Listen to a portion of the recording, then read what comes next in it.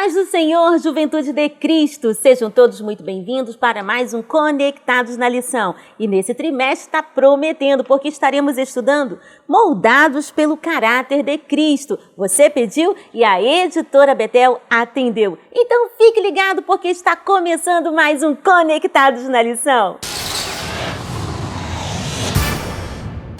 Muito bem, estamos de volta com mais um Conectados na Lição. Está prometendo esse trimestre e hoje a lição de número 2 traz por título Caráter Humano versus Caráter Divino, o grande duelo. E já quero fazer a primeira pergunta de hoje ao nosso comentarista da lição, pastor César Rosa de Mello. Pastor, seja muito bem-vindo. Pastor, como ficou o caráter humano depois da queda do homem? A paz do Senhor, Tianinha. Paz do Senhor, Juliana Nascimento, a paz do Senhor, você da Nação Madureira. Aqui estamos mais uma vez neste Conectado na Lição. E esta primeira pergunta é interessante porque ela nos volta lá no Éden. Ela nos faz refletir sobre o Éden.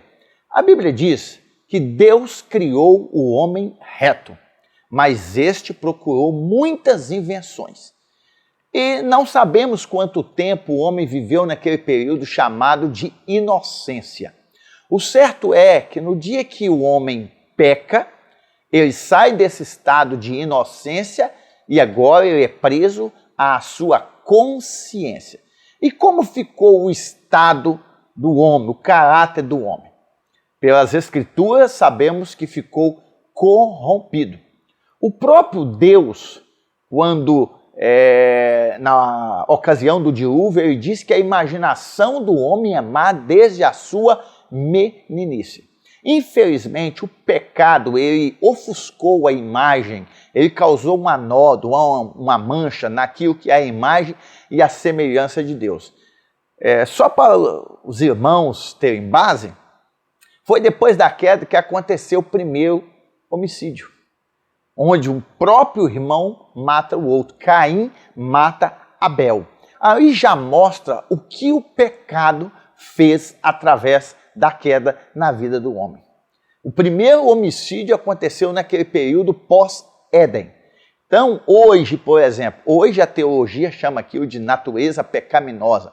Todos herdaram esse pecado de Adão, a natureza pecaminosa.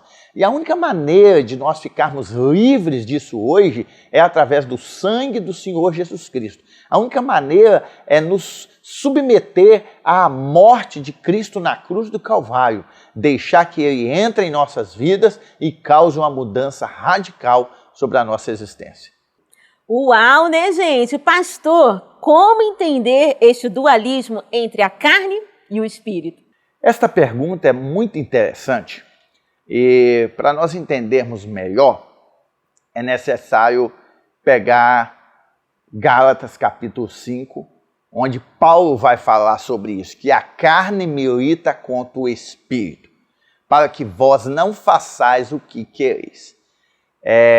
De um lado tem um espírito que busca, que faz o ser humano buscar a Deus, aproximar-se de Deus.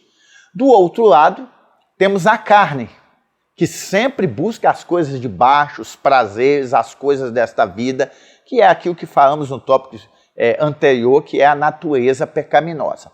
Pois bem, o próprio Paulo viveu esse dualismo na sua vida. No capítulo 7 de aos Romanos, Paulo vai falar assim: o que eu quero fazer, eu não faço. E o que eu não quero, eu acabo fazendo. E ele mesmo vai dizer: miserável homem que sou, quem me livrará do poder desse corpo? E o capítulo 8, versículo 1, responde dizendo: e nenhuma condenação há para os que estão em Cristo Jesus, que não andam segundo a carne, mas segundo o Espírito. Então vejam bem que existe essa milícia dentro de nós, né? Essa guerra dentro de nós, do bem e do mal, onde o espírito busca o que vem de cima e a carne quer aquilo que vem de baixo. E a grande questão é: quem é que vai vencer essa batalha?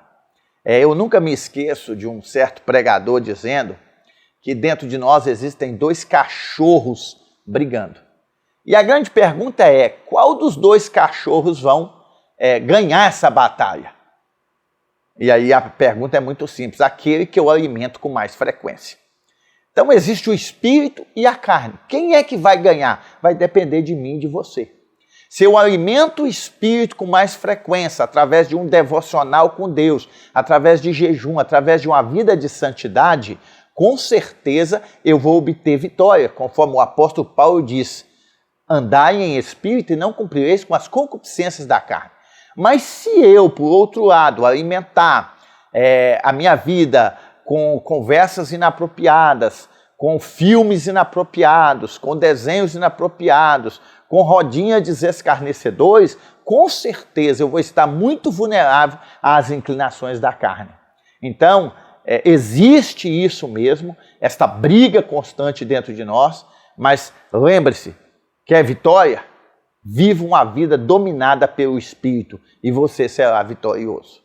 Muito bem, lembrando que a editora Betel disponibiliza lá no seu site o PIO, Plano de Incentivo à Leitura, e gratuito para você. E nós estamos recebendo aqui nos nossos estúdios a representante da Juventude, diaconisa Juliana Nascimento. Juju, seja muito bem-vinda. O que você trouxe para a gente no PIO desta semana? Muito obrigada, tia Aninha. Bom, o tema do PIO dessa semana é Refletindo o Fruto do Espírito. Se você quer saber mais sobre esse assunto, é só acessar o site da editora Betel e fazer o download gratuito do seu programa de incentivo à leitura. E eu quero fazer a pergunta para o nosso comentarista, pastor César Rosa.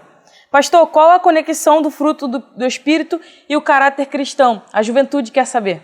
Pois bem, Juliana, é uma pergunta interessante, porque fruto do Espírito tem a ver com aquilo que é produzido de um relacionamento. Tudo na vida, por exemplo, o que é o fruto do ventre? O fruto do ventre nada mais é do que algo que nasce do momento de intimidade de um casal. E eu posso dizer que fruto do Espírito é desenvolvido com momentos de intimidade com o nosso Pai, que é Deus. A partir do momento que eu experimento Deus, que eu experimento uma vida dominada pelo Espírito, eu vou produzir o fruto do Espírito na minha vida. Que frutos são esses? Gozo, paz, fé, mansidão, temperança, benignidade, bondade, mansidão. Então, tudo isso é produzido através de quê? De uma vida que eu desenvolvo com Deus. Agora, não é do dia para a noite que isso é produzido em nós. E não é algo estanque, ou seja, eu produzi e não preciso produzir nada. A nossa vida deve ser diária. O nosso relacionamento com Deus deve ser diário. Deve ser todo dia, orando de manhã, de tarde, de noite. Jejum, isso deve fazer parte da vida cristã. Queridos, o mundo tem investido muito na vida das pessoas, quando nós olhamos todo o sistema, né, esse sistema que a Bíblia diz que o mundo jaz no maligno.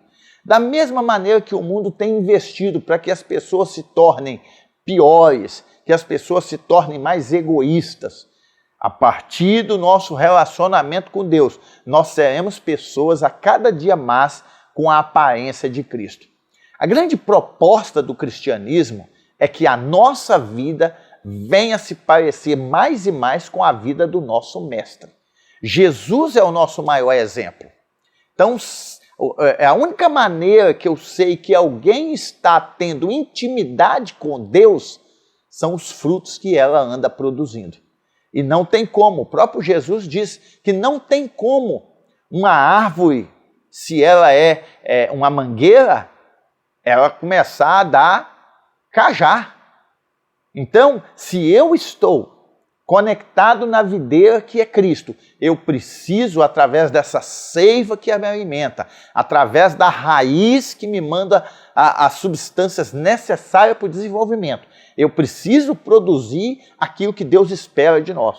O próprio Jesus vai dizer assim: não foi vós que me escolheste, mas foi eu que escolhi vocês e vos nomeei para que vá e dê fruto.